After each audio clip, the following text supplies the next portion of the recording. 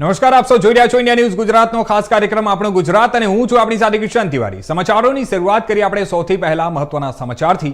વાત કરીએ આપણે વડોદરાની તો ગુજરાત રાજ્યના નાયબ મુખ્યમંત્રી હર્ષ સંઘવીએ વડોદરા મહાનગરપાલિકા દ્વારા આયોજિત કાર્યક્રમમાં સહભાગી થઈને ત્યાં વડોદરા મહાનગરપાલિકાના ₹203 કરોડના કામોનું લોકાર્પણ અને ખાતમુહૂર્ત કર્યું હતું।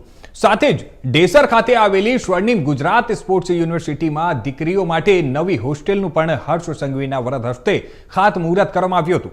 આ કાર્યક્રમમાં ઉપસ્થિત જનમેદનીને સંબોધતા નાયબ મુખ્યમંત્રી હર્ષ સંઘવીએ જણાવ્યું હતું કે મુખ્યમંત્રી ભૂપેન્દ્રભાઈ પટેલના નેતૃત્વમાં રાજ્ય સરકાર મહાનગરપાલિકાઓના દરેક વોર્ડમાં નાગરિકોની પાયાની જરૂરિયાતોને સુવિધામાં ત્યાં બદલવા માટે મક્કમ નિર્ધાર સાથે કાર્ય કરી રહી છે।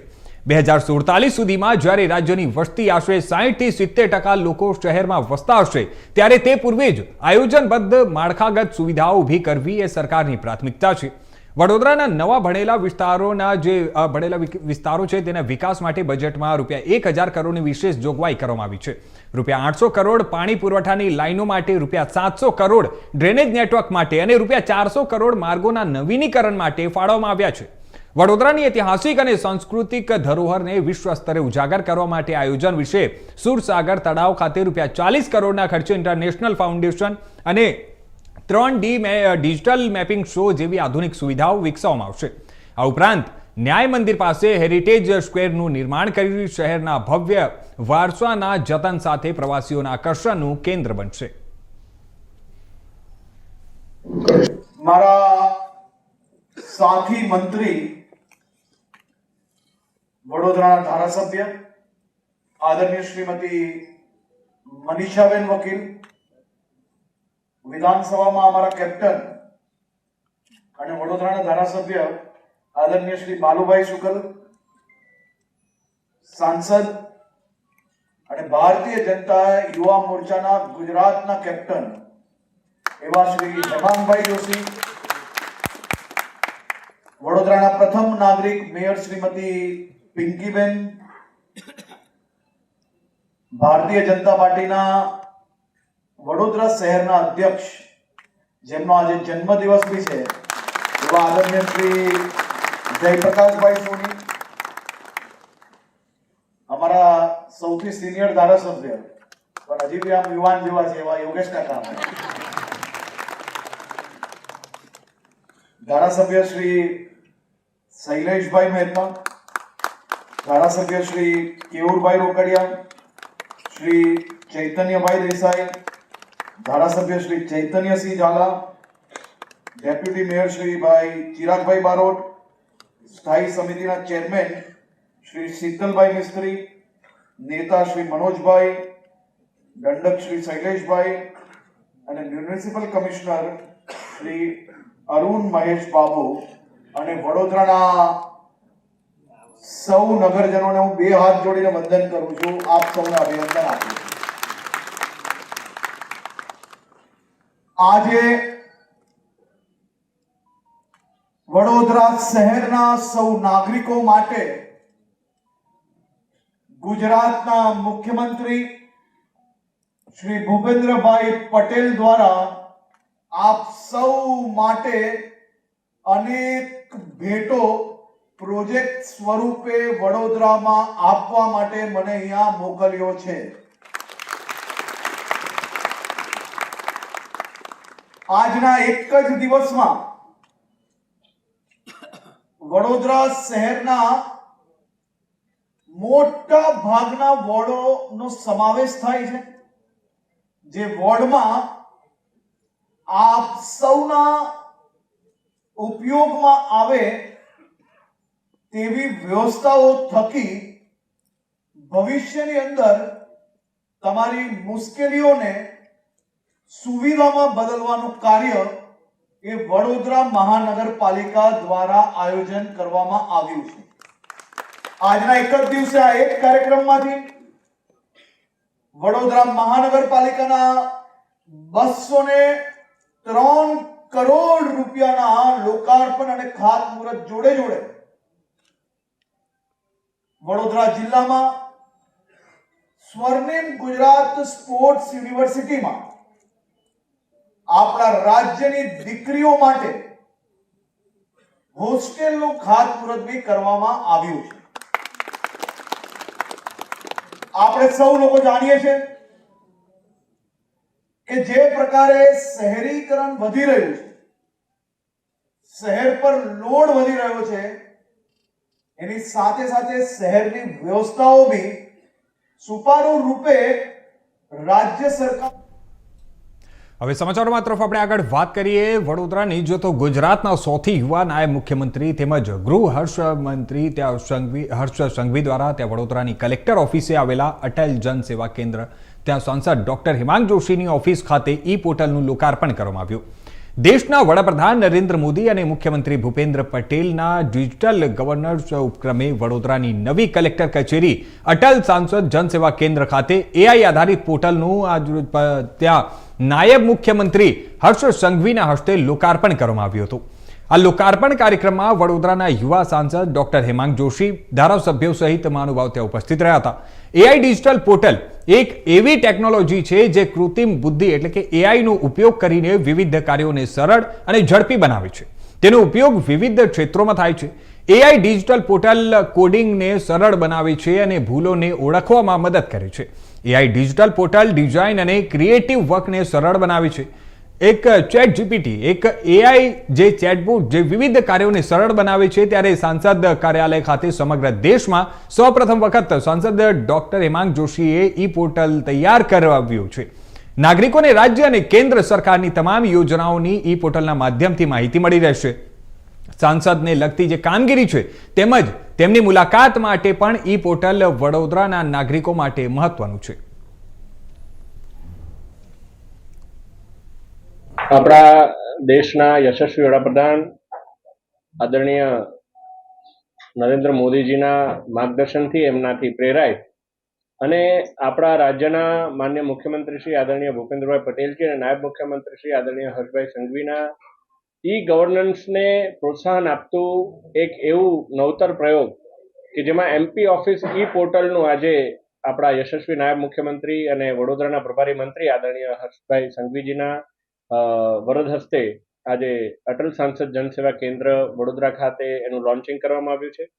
અને એક ખૂબ જ ગર્વની વાત છે કે જ્યારે સમગ્ર દેશ ડિજિટલ ઇન્ડિયા તરફ આગળ વધી રહ્યો છે, ઘણીવાર નાગરિકોને ખબર નથી હોતી કે એમને કંઈક નાની વાત માટે થઈને પણ ઓફિસના ધક્કા ખાવા પડતા હોય છે. અને જો એમને ખબર પડે કે એ જ વસ્તુ એમના ફિંગર ટિપ્સમાં એટલે એમના મોબાઈલથી જે નાની વાત એમને સાંસદ કાર્યાલયથી તરત જ એમને જાણવા મળી જતી હોય, ત્યારે આનાથી રૂડું અને આનાથી સારી એક બાબત કોઈ ના હોઈ શકે. કારણ કે એક સાંસદ તરીકે જનપ્રતિનિધિની ના કામની જરૂર હરેક તબક્કાના નાગરિક, પછી એ નાનું બાળક હોય કે મોટા વડીલ હોય, તમામ લોકોને હોય. ત્યારે એમના ફોનથી જ ઈ ગવર્નન્સના માધ્યમથી એમને તમામ બાબતો જેવી કે અપોઇન્ટમેન્ટ્સ હોય, આગામી ઇવેન્ટ્સનું શેડ્યુલ હોય, એમપી લેડ્સને લગતા જે કામો હોય અને બીજી પણ ઘણી માહિતી, કેન્દ્ર સરકારની યોજનાની માહિતી હોય, રાજ્ય સરકારની યોજનાની માહિતી હોય, અથવા એમને ઘરે બેઠા જ કોઈ એમપી ઓફિસને કોઈ સજેશન્સ આપવાના હોય. ઘણા લોકો આ જોતા હો છો તો સાંસદ ઓફિસમાં રજૂઆત કરવા માટે આવતા હોય છે. ત્યારે એ જ રજૂઆત જો તેઓ ઘરે બેસીને કરે તો પણ એમને સમયનું પણ એક બચત થતી હોય છે. ને અહીંયા ઘણીવાર એવું હોય કે મારે લોકસભાનું સત્ર ચાલતું હોય, હું દિલ્હી હોય ને એમને મળી પણ ના શકું, તો એમને એવું લાગે કે એમની રજૂઆત કરવા માટે એમને હજુ અઠવાડિયું રાહ જોવી પડતી હોય. ત્યારે આવું કશું ના થાય અને એમને રજૂઆત તરત જ અમારા પોર્ટલની અંદર આવી અને એનો હું યોગ્ય એમને ઈમેલના મારફતે અથવા ટેલિફોનિક સંદેશના માધ્યમથી એમને જવાબ પણ આપી શકું, એવું એક સુંદર એક સમગ્ર પોર્ટલ એમપી ઓફિસ ઈ પોર્ટલનું એક શરૂઆત આજથી થવા જઈ રહી છે. અને આપના માધ્યમથી હું આ નંબર જણાવવા માંગીશ કે 9512769834 9512797834 આ નંબર પર આપ નમસ્તે લખશો એટલે તરત જ એમપી ઓફિસની તમામ જે મેઇન મેનુ છે એ આપની પાસે આવી જશે. એમાંથી આપને મારો સંપર્ક કરવો હોય, મારા સોશિયલ મીડિયા સુધી પહોંચવું હોય, અપોઇન્ટમેન્ટની રિક્વેસ્ટ મૂકવી હોય કે આગામી દિવસોની અંદર એમપી લેડને લગતા પણ જે સૂચનો હોય એનું કામ કેટલે પહોંચ્યું એનું પણ ડિરેક્ટલી એમપી લેડની વેબસાઇટ સાથે એનું લિંકેજ કરવાનું હોય, આ તમામ માહિતી અત્યારે થઈ રહી છે. જ્યારે લોન્ચિંગના તબક્કામાં આ અંગ્રેજી માધ્યમથી સમગ્ર માહિતી મળશે, પરંતુ આગામી દિવસોની અંદર એને ગુજરાતી અને હિન્દી માધ્યમથી પણ કરવા માટેનું અત્યારે પ્રક્રિયા ચાલી રહી છે. એટલે આ સમગ્ર આયોજન જે કરવામાં આવ્યું છે અને એના સ્વીકૃતિ જે ઉદ્ઘાટનની આપવામાં આવી છે એ બદલ હું નાયબ મુખ્યમંત્રીશ્રીનો ખૂબ ખૂબ આભાર વ્યક્ત કરું. આ ઈ પોર્ટલનો વિચાર અમારા જે મધ્ય ઝોનના જે આઈટી સેલના કન્વીનર છે ભાઈ શ્રી સુમિતભાઈ અને અમે લોકો જ્યારે બેઠા હતા ત્યારે અમે આ બાબતે વિચાર્યું કે કઈ રીતે આપણે વધુ ટેકનોલોજીને ઇન્ટિગ્રેટ કરી અને સારી રીતે આપણે લોકો સુધી પહોંચી શકીએ, ત્યારે આ સમગ્ર વિચાર અમને. હવે સમાચારોમાં આગળ આપણે વાત કરીએ રાજકોટની. તો હાલની સ્થિતિમાં ઈરાન, ઇઝરાયલ તેમજ અમેરિકા સહિતના દેશો વચ્ચે યુદ્ધની સ્થિતિ ચાલી રહી છે અને ત્યારે આવી સ્થિતિમાં ક્યાંક ભારત દેશને પણ અમુક અંશે નુકસાની વેઠવાનો વારો આવી શકે છે. પણ હાલ ભારત સરકાર દ્વારા આવી કોઈ પણ સૂચનાઓ આપવામાં આવી નથી અને આવી પણ યુદ્ધની સ્થિતિમાં ક્યાંક ભારત દેશના કેટલાક રાજ્યો તેમજ શહેરમાં લોકો પેટ્રોલ પંપ ઉપર બેરલ, ગેલન અને પાણીની ટાંકીઓ લઈને પેટ્રોલ ડીઝલનો જથ્થો સ્ટોરેજ કરવા માટે પહોંચ્યા હતા. કારણ કે સોશિયલ મીડિયા ઉપર પેટ્રોલ અને ડીઝલ 500 રૂપિયા લીટરને પાર થવાનું હોવાનું ત્યાં ખોટી અફવાઓ ફેલાઈ હતી અને જેથી આવી સ્થિતિ સર્જાઈ હતી. ત્યારે સોશિયલ મીડિયામાં ફેલાતી આ ખોટી અફવાઓને લઈને રાજકોટ પેટ્રોલ પંપના સંચાલક દ્વારા ઇન્ડિયા ન્યૂઝ સાથે ખાસ વાતચીત કરતા જણાવ્યું હતું કે આવી કોઈ ખોટી અફવાઓથી દૂર રહેવું અને ખાસ કરીને ભારત સરકારની જે ગાઈડલાઈન છે તે અને તેના સૂચનાઓનું પાલન કરવું જોઈએ. સાથે જ પેટ્રોલ, ડીઝલ તે જ્વલનશીલ પદાર્થ હોવાથી તેનું સ્ટોરેજ કરવું તે મોતને આમંત્રણ પાઠવવા જેવું છે.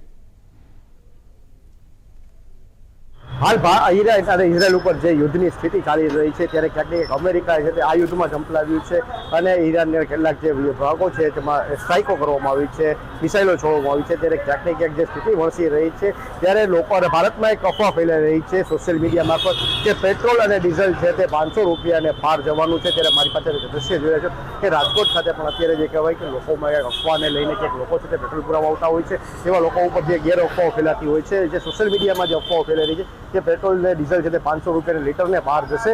ત્યારે આવી સ્થિતિમાં ક્યાંક ને ક્યાંક લોકો છે જે ભારતના તે આવા જે સ્ટોકો કરવા માંગતા હોય છે અને જે કહેવાય કે દુર્ઘટના સર્જાય તેવા મોતના માચડાઓને આમંત્રણ આપતા હોય છે. ત્યારે આવી ઘટના ન સર્જાય તે માટે જે કહેવાય રાજકોટ પેટ્રોલ એસોસિએશન છે અને જે પેટ્રોલ પંપના સંચાલક છે આપણે એની સાથે વાત કરીશું. અત્યારે જે કહેવાય કે યુદ્ધની સ્થિતિ ચાલે છે ત્યારે લોકોમાં એવી અત્યારે ગફલત છે સોશિયલ મીડિયા મારફત કે પેટ્રોલ અને ડીઝલ 500 રૂપિયાને પાર થશે અને એના હિસાબે સ્ટોક કરી રહ્યા છે. શું કહેશો તમે? ના, એવું કોઈ આ એક કોન્ટેક્ટ અફવા ટાઈપ છે. એવું કંઈ આપણી ભારત સરકારે કોઈ એવી ગાઈડન્સ કે એવું કંઈ આપેલ નથી. બીજી વસ્તુ એ છે કે આપણી પાસે પૂરતો સ્ટોક છે, પેટ્રોલ પંપ 24 કલાક આપણે ચાલુ જ છે અને ભારત સરકારને પાસે એવી કંઈ છે નહીં કે જેને લીધે આપણે સ્ટોક ઓછો થઈ ગયો હોય જેથી ભાવ આપણે ઉપર જઈએ, એવું કાંઈ વસ્તુ છે નહીં. જેથી પબ્લિકે કંઈ ગભરાવાની જરૂર નથી. તમને પૂરતું પેટ્રોલને બધી મળશે અને ભાવમાં કદાચ ડિફરન્સ થાય તો એ જે 1-2 રૂપિયા નોર્મલ જે થાય કદાચ એ બી થાય એવું લાગતું નથી.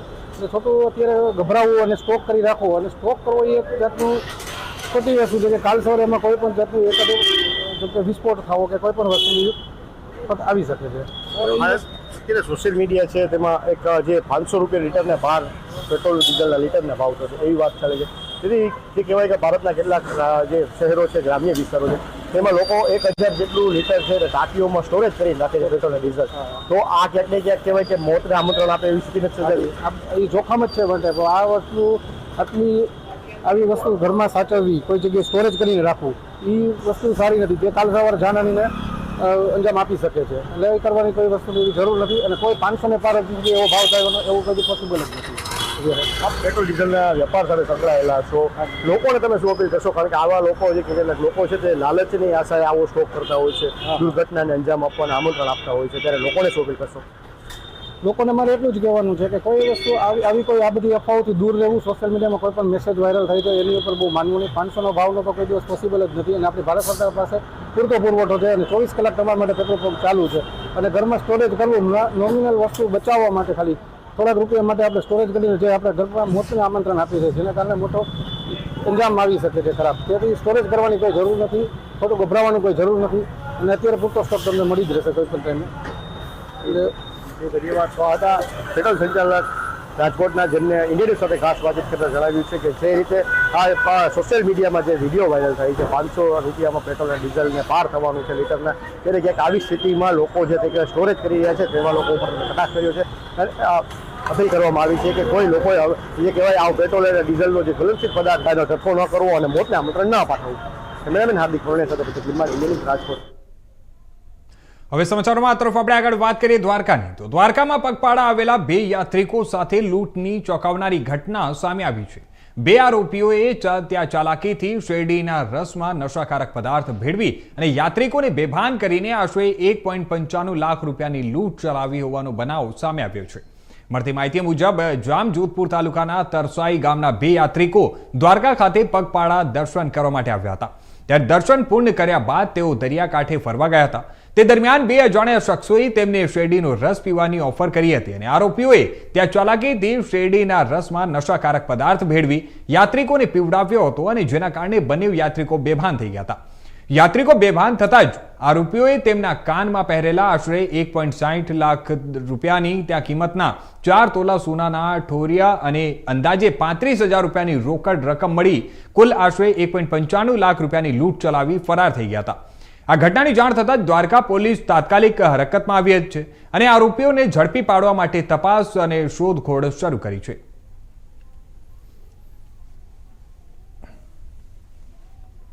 સાથે એમના જ કુટુંબી કાના ઉકાભાઈ મુંદવા એ બંને પગપાળા ચાલીને દ્વારકા દર્શનાર્થે આવતા હતા. અને 1 તારીખે દ્વારકા પહોંચી એને 2 અજાણ્યા માણસો મળેલા. તેની સાથે વાતચીત થઈ એટલે થોડી મિત્રતા કેળવાઈ. ત્યારબાદ એ લોકોને લોર્ડ્સ હોટલથી આગળ જે સનસેટ પોઈન્ટ છે, દીવાદાંડી છે, ત્યાં અવાવરો રસ્તે લઈ અને આ બંને વ્યક્તિઓએ એમને શેરડીનો રસ પીવડાવેલો હતો. ત્યારબાદ થોડી વાર બાદ શેરડીનો રસ પીવાથી બંને પોતાના હોશ ખોઈ બેઠા હતા અને સાથેના જે 2 અજાણ્યા માણસો છે એમને આ બંને જે ફરિયાદી છે એમના કાનમાં પહેરેલા સોનાના થોરિયા અંદાજે 0.25 તોલાના હશે એવા 2 જોડી થોરિયા કાઢી લઈ લૂંટના ગુનાનો અંજામ આપેલ છે, જેની દ્વારકા પોલીસ સ્ટેશન ખાતે ફરિયાદ નોંધી દ્વારકા પોલીસ સ્ટેશનની તથા જિલ્લાની LCBની અલગ અલગ ટીમો બનાવી હાલ CCTV કેમેરા તથા ટેકનિકલ સર્વેલન્સ દ્વારા આરોપીની શોધખોળના પ્રયત્નો ચાલુ છે. સર ખાસ કરી હવે સમાચારોમાં આગળ વાત કરીએ આપણે બનાસકાંઠાની. તો બનાસકાંઠા જિલ્લા કલેક્ટર કચેરી પાલનપુર ખાતે તારીખ 6 માર્ચ 2026ના રોજ આંતરરાષ્ટ્રીય મહિલા દિવસ નિમિત્તે જિલ્લા કલેક્ટર મિહિર પટેલના અધ્યક્ષ સ્થાને પાલનપુર લાડલી ગિફ્ટ યોજના અંતર્ગત શ્રેષ્ઠ 10 દીકરીઓને પાલનપુર લાડલી ગિફ્ટ યોજનાની ભેટ તેજસ્વી સન્માન કાર્યક્રમ યોજાયો હતો.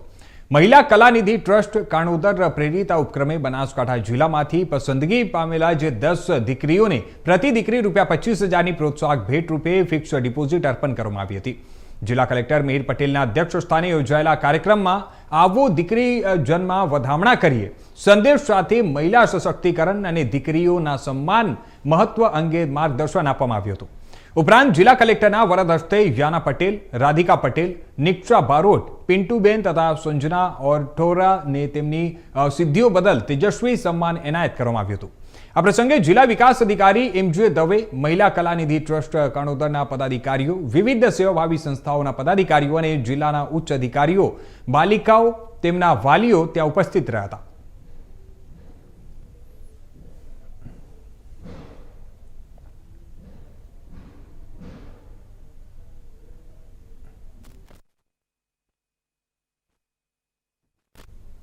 તો હવે બીજી બાજુ આપણે વાત કરીએ રાજકોટની. તો ઉનાળાની શરૂઆત થતાં જ રાજકોટમાં આગજનીનો આ બનાવ સામે આવ્યો છે.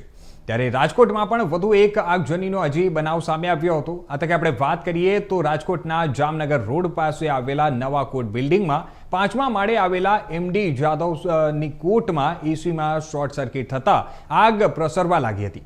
આથી કોર્ટના સ્ટાફ દ્વારા કોર્ટમાં રહેલા તમામ ફાયર ઇક્વિપમેન્ટ દ્વારા આગ બુઝાવવાનો પ્રયાસ હાથ ધર્યો હતો. સાથે જ ચાલુ કોર્ટ દરમિયાન આગ લાગતા કોર્ટ રૂમની કામગીરી સ્થગિત કરવામાં આવી હતી અને જે અરજદારો હતા તે અરજદારોને બહાર કાઢવામાં આવ્યા હતા. હાલ સદનસીબે આગની ઘટનામાં કોઈ પણ જાનહાનિ જોવા મળી નથી અને સાથે જ આ ઘટનાની ગંભીરતાને ધ્યાનમાં રાખીને રાજકોટ મનપાની ફાયર ટીમ દ્વારા આગ ઉપર પાણીનો મારો ચલાવી અને આગ ઉપર સંપૂર્ણપણે કાબુ મેળવ્યો હતો.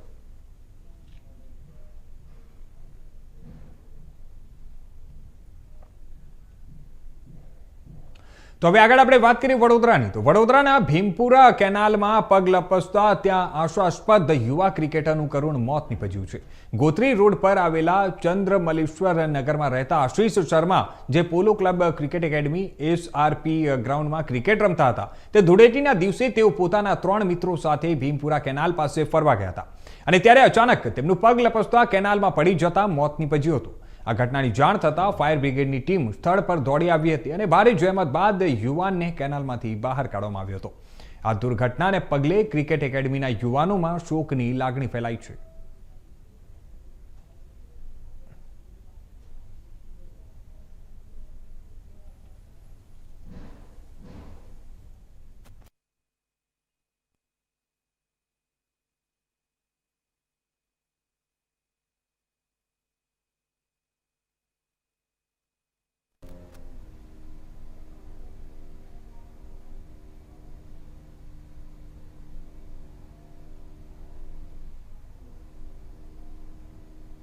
તો હવે આગળ આપણે વાત કરીએ વલસાડની. તો વલસાડ જિલ્લાના ઉમરગામ તાલુકાના મરોલી ગામના 25થી વધુ માછીમારો ઈરાનના કિશ્ત ટાપુ પર ફસાઈ ગયા હોવાની માહિતી સામે આવી છે. આ માછીમારો માછીમારી માટે ખાડી વિસ્તારમાં ગયા હતા, પરંતુ છેલ્લા 5 થી 6 દિવસથી તેમનો પરિવારજનો સાથે કોઈ પણ સંપર્ક થઈ શક્યો નથી અને જેના કારણે મરોલી ગામમાં ચિંતાનો માહોલ જોવા મળી રહ્યો છે. મળતી માહિતી મુજબ હાલ ઇઝરાયલ, અમેરિકા અને ઈરાન વચ્ચે જે ચાલી રહેલા યુદ્ધ જેવા તણાવના કારણે ખાડી દેશોમાં પરિસ્થિતિ તંગ બની છે. આ તણાવની સીધી અસર ત્યાં કામ કરતા અને માછીમારી કરતા ભારતીય માછીમારો પર પડી રહી છે.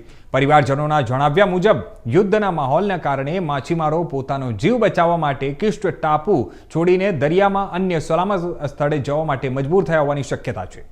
સંપર્ક તૂટી જવાથી તેમની ચોક્કસ સ્થિતિ અંગે હજુ સુધી કોઈ સ્પષ્ટ માહિતી મળી શકી નથી અને આ ઘટનાને લઈને મરોલી ગામની મહિલાઓ તથા આગેવાનોએ સરકારને તાત્કાલિક હસ્તક્ષેપ કરવા માટે અપીલ કરી છે. આ ફસાયેલા તમામ માછીમારોને હેમખેમ ભારત પરત લાવવામાં આવે તે માટે કેન્દ્ર અને રાજ્ય સરકાર જરૂરી પગલાં લે તેવી માંગ ઉઠી છે. જણાવી દઈએ કે સ્થાનિક સ્તરે પણ માછીમારોની ભાડ મેળવવાનો પ્રયાસ તેજ કરવામાં આવ્યો છે. મોનિકાબેન છે, મારા હસબન્ડ ત્યાં ઈરાનમાં ફસાયેલ છે, એનું નામ સુનિલભાઈ છે. એ લોકો ઈરાનમાં મચ્છીમાર માટે જાય છે. એ લોકોના 5 દિવસ પહેલા વિડીયો કોલ પર વાત થઈ હતી. હમણાં એ લોકોના જે કોઈ કોલ આવે એ બંધ જ થઈ ગયા છે કે કંઈ ખબર નથી પડતી કે ત્યાં શું થાય છે અને શું નથી થતું. એ લોકોનો કોઈ કોલ નથી તો અમે ઘરમાં ચિંતા કરીએ છીએ કે શું છે ત્યાં, કયું માહોલ છે, કેવો માહોલ છે. એ લોકોનો જ્યારે ફોન આવ્યો ત્યારે એ લોકો કહેતા હતા કે ત્યાં યુદ્ધ ચાલુ છે ને અહીંયા થોડું બીવાનું જ છે એવું એ લોકો કહેતા હતા. તો અમારે સરકારશ્રીને વિનંતી કરવી છે કે અમારા જે કોઈ આ ગામના ભાઈઓ છે, બધા જ અહીંયા આ ગામના 30 ભાઈઓ છે, એ બધા જ ત્યાં ફસાયેલા છે. તો એ લોકો સારી રીતે ગામમાં આવે, ઇન્ડિયા વાપસ સારી રીતે આવે એવી અમારી સરકારશ્રીને વિનંતી છે કે એ લોકો સારી રીતે અહીંયા પહોંચી જાય. એમ ટંડેલ, મરોલી. અમારા મરોલી ગામના કમસે કમ 15-20 ભાઈઓ ઈરાનમાં ફસાયેલા છે.